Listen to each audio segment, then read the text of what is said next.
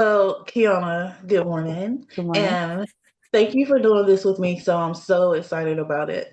So, we're getting into healing. So, I just want to really jump into it and head first. So, what was your moment where you were like, hey, I'm tired of my life being like this and I want to do better? And you started your healing journey?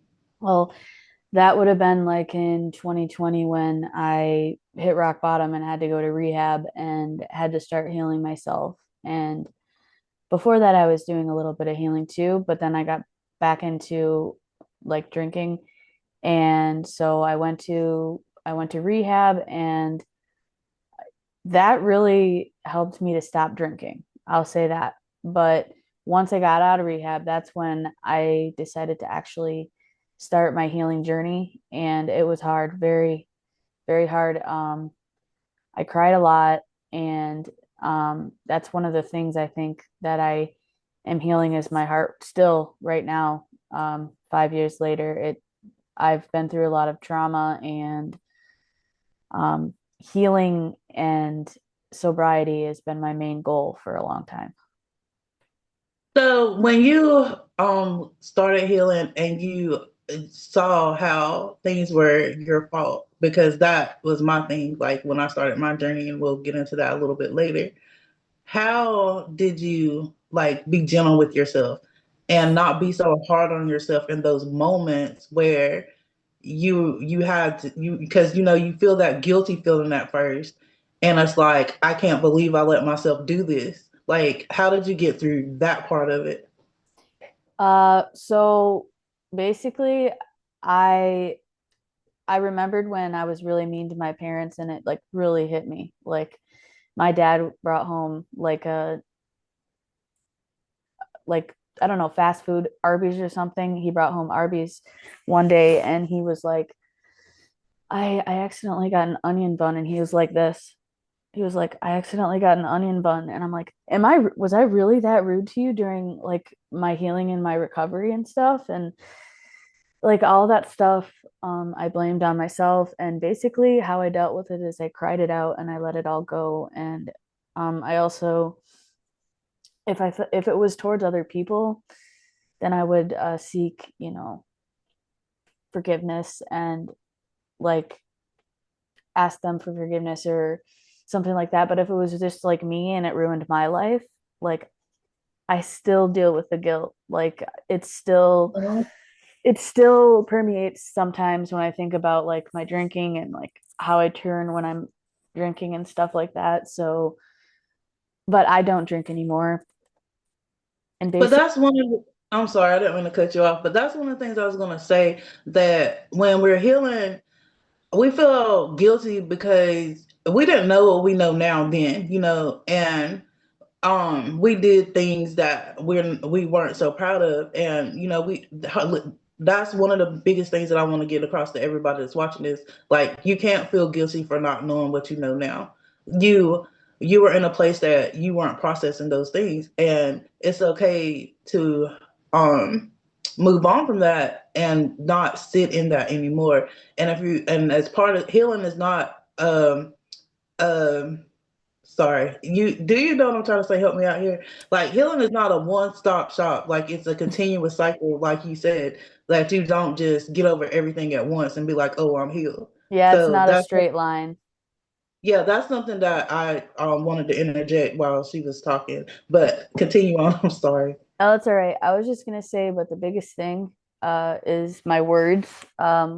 Creating my world now is to get over being guilty is say that um in my book I even said that it's my fault, all that stuff is my fault, but the affirmation is it's my fault, now I can change the future, or Right, I'm not guilty anymore, stuff like that. right, right. And that's a big thing.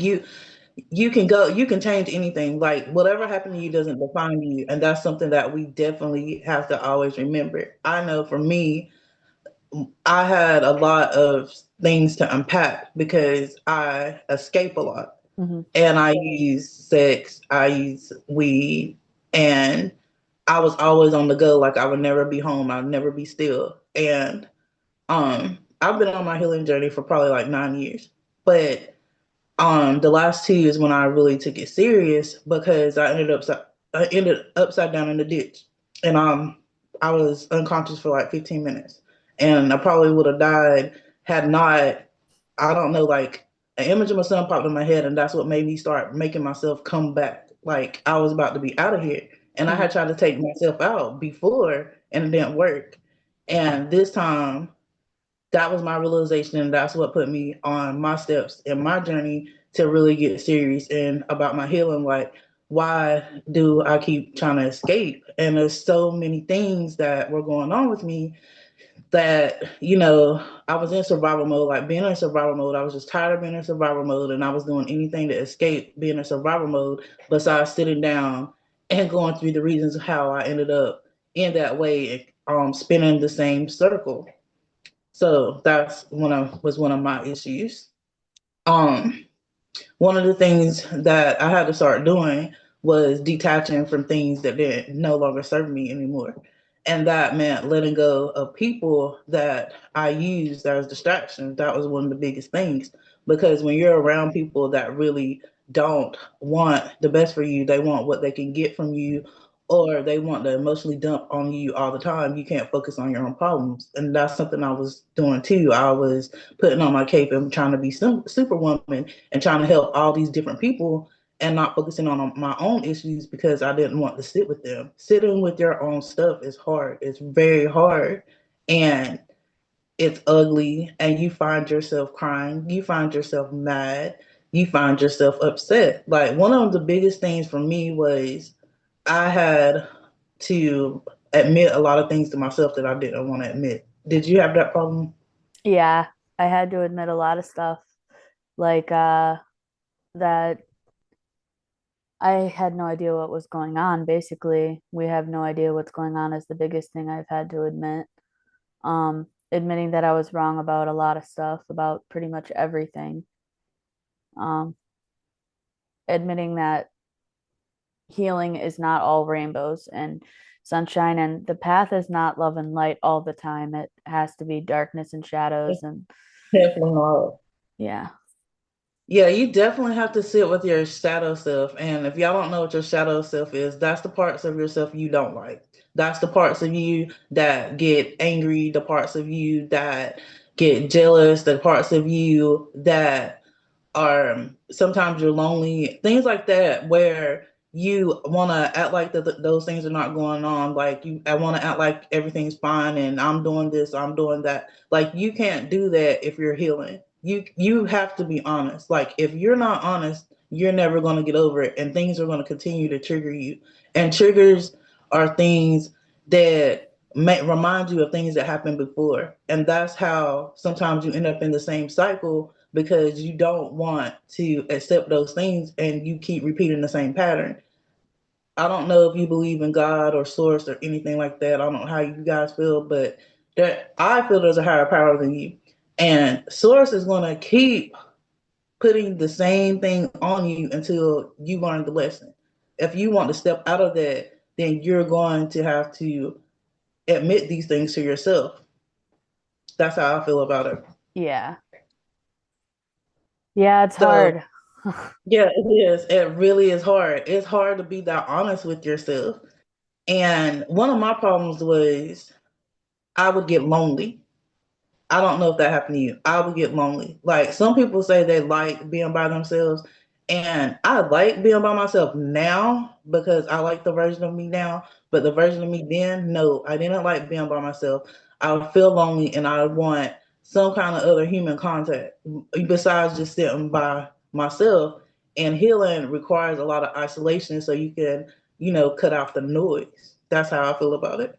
Yeah. I lived I've never really actually lived fully alone before, but uh I do like I do sometimes like to be alone, but I don't think I could be alone all the time. That's my thing, and I would be, excuse me, the same as you. I would always want to call my friend over or go over to my friend's house Right. And when you're always over at a friend's house or when you're going over to someone's house, like, I don't know, you just never leave room for you. And like, they could be over like one day and you could be over there the other day, and you could just be using them for being, Yeah. Yeah, lonely. you're right. You're right. It's just a way for you not to sit with your shit. That's Yeah. basically what it is. It's like, um, like I said, the other stuff that I was doing, like we, I feel like tend to escape a lot. Like we say we're doing things for fun. I like doing this. This is why I'm doing it. And a lot of time, and that's part of healing. You have to be honest with yourself. I do this because I don't want to think about what's going on. Because when I think about what's going on, I know there's a problem. And once you see that, you can't unsee it, and you have to do something about it. That's why I feel like a lot of people stay blind to things, kind of. They try to act like they're naive about things because once they admit it, then they're going to have to do something about it, and they don't have the energy to do it. Like a lot of people say they're like, oh, I'm lazy today, blah blah blah. It's not that you're lazy; it's just that you're tired of going through the same thing all the time, and you don't really know what to do, and your body is just kind of shutting down on you a little bit and it's sitting you down. And a lot of times when your body people, get that feeling like I need to stop, I need to sit down, they don't, they keep going. And because we have been taught that as long as we're busy, then we're accomplishing something. And that's not true because you could be moving a lot and doing nothing. And Yeah. that's why it's important to be still sometimes. Like that's really important. Yeah. Speaking of being still, I've been meditating a lot lately, finding myself just being more chill and getting away from the computer sometimes and reading and stuff like that, and being able to just think all my thoughts without any judgment. And it meditating helps, but when I'm really in the crux of healing and when I'm sad and lonely and stuff, I really can't get like into that state. So when people like say, "Oh, just meditate," sometimes meditating isn't gonna work. Right. Yeah. Right. It's hard to shut everything out when you're having those feelings, and that's okay to feel like that. Like Yeah. sometimes we need to be with other people. Like you find people, but you have to find the right people. That's the whole thing about this. You can't just find somebody that's going to take space so you don't have to deal with things. Oh, I There just are found people. someone outside. I'm gonna bring them in. Like, not Right. like that. And that's what a lot of people do though. They know that these people are not aligned with them. They when I say alignment, they are not on the same type of time you're on. They're not thinking about the things you're thinking about. They're totally opposite of you. And I know they're like, oh, opposite attract, but there's a different type of opposite. If they are doing the things that you're trying to leave behind, why do you want to be around them all the time? It's Right. not that it's not that you don't care about them or you don't love them anymore. It's just that y'all are on two different paths and you've outgrown each other, and that's okay. It's okay to love people from a distance. Find more people that are like minded and are trying to accomplish the same things that you are. That's how we became friends. Yeah. Like we finally found on social media, and we pour into each other and we talk to each other and we encourage each other and keep each other's going. Everybody needs that. And it's hard to talk to people that aren't going through the same thing that you're going through because they don't understand and they tell you stupid stuff that, I mean, it's not stupid to them, but it's stupid to us because we're like, no, that's not how it works. Yeah. Like they'll say, oh, well, just go meditate, or oh, just go pray about it. It'll be okay. And it's not. I mean, I'm not knocking praying or anything like that. Don't get me wrong. I'm not, because a relationship with source is good because that helps guide you and guide your intuition, but that's not what I'm talking about. I'm saying it's kind of feels like a brush off because they are not going through what you're going through. So it's important to find people on your same path. I'm not talking about trauma bonding. That's different. Don't make friendships with people because they're just going through the same stuff as you, because when you start doing better you have nothing in common with them, and those friendships are going to start looking one-sided, or they're going to start getting jealous. That's not what I'm talking about. I'm talking about people that are actively trying to better themselves daily. Like you need those type of people, and you need people on the level that you're trying to get to because they're already where you're trying to get to, so they can tell you things that you didn't know because we don't know it all, and that's something that you have to admit to yourself too. You don't know it all, and it's okay to listen to somebody else and help let them help you out. Yeah, that's a big thing for me. Is I'm letting people who have previously triggered me talk to me and tell me their perspective, and I'm telling them mine. Um, sometimes it's crazy the people that I have as friends now that I didn't ever think would be my friends because they triggered Right. me, but they were really just trying Right. to help me, and they were some of them are harsh, and through my life I've had these women that are like harsh to me, but it's during my healing and it's like triggering my growth, not triggering me in a bad way. It's like triggering me in a good way. And it's more like, and sometimes like it's for me to stick up for myself because some of these women are just mean. But like, I just seriously, I know how to navigate Right. harsh women now. I don't know what I'm trying to say, but like the my bosses I and get, like I get what you're authoritative saying. women, like I've been able to keep a balance with that. I understand that because I have a friend like that, and we basically almost stopped being friends because he was telling me the truth, but he was telling me in a way I didn't want to hear it. It Mm, was, and I felt attacked. That's how he was making me feel. I felt attacked, but he was telling me the truth. I was sitting in my grief, and I wasn't moving forward. And people go through stuff every day. I mean, you have to process it because that is a part of healing, but you can't just stop. The world is still going on, and you can't just wallow in it and lay there.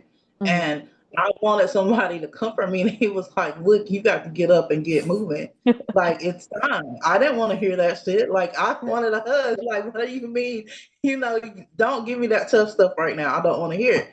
But that's something that helped me because I did get in my mind. Okay, this is what's going on. Why do you feel this way? And it made me start evaluating that stuff. And then it started making me make a plan. Like, okay, what do you need to do to get where you want to, or what does happiness look like to you? Because these are things I didn't even think about. You would think that you would think about what makes you happy, but that's something I didn't think about because I was too busy trying to make other people happy and avoiding why I wasn't happy. So what actually made me happy, I wasn't thinking about. So Yeah. sometimes we need those people to give us that kick in the ass to get us moving, but sometimes people are too harsh with what I feel like they're too tough with what they say. I'm not saying sugarcoat it, but you don't have to be so blunt sometimes. And that's Yeah. the thing about it.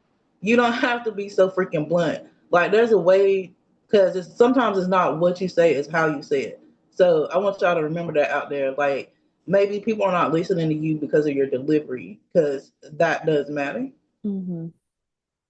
So I understand what you meant by that completely. Yeah.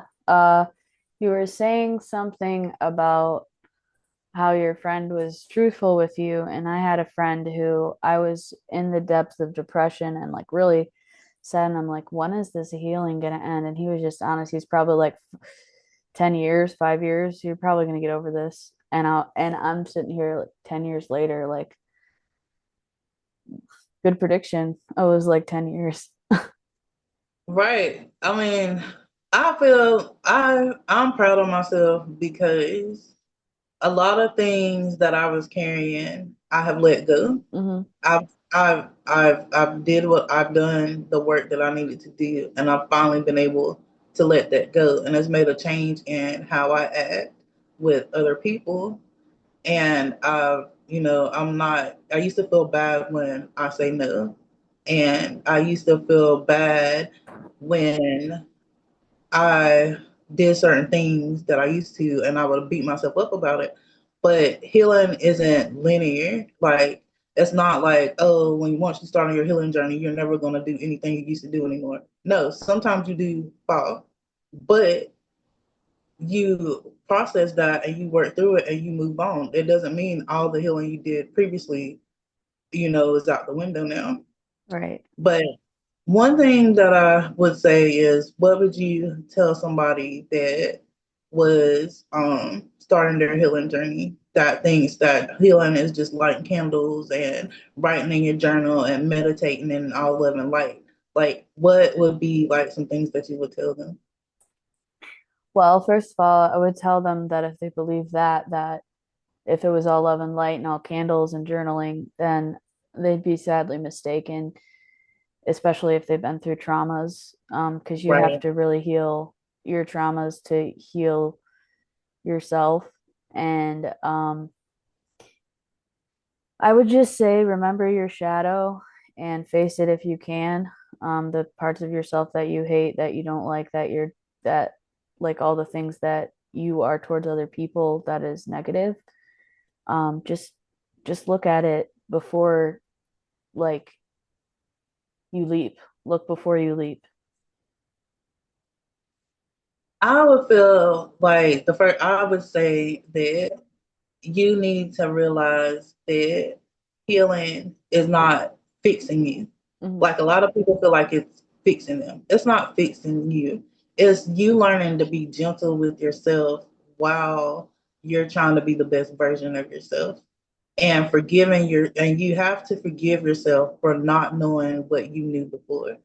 Like the version of yourself now is not who you used to be, and don't try to, because a lot of people say I want to get back to the old me. You can't get back to the old you because you've done been through a lot of stuff. That version of you is gone. You have to live with the version of you that you are now and learn how to love that version of you and accept the parts of you that aren't perfect. I'm not saying don't fix them, well, not fix, but not work on being better.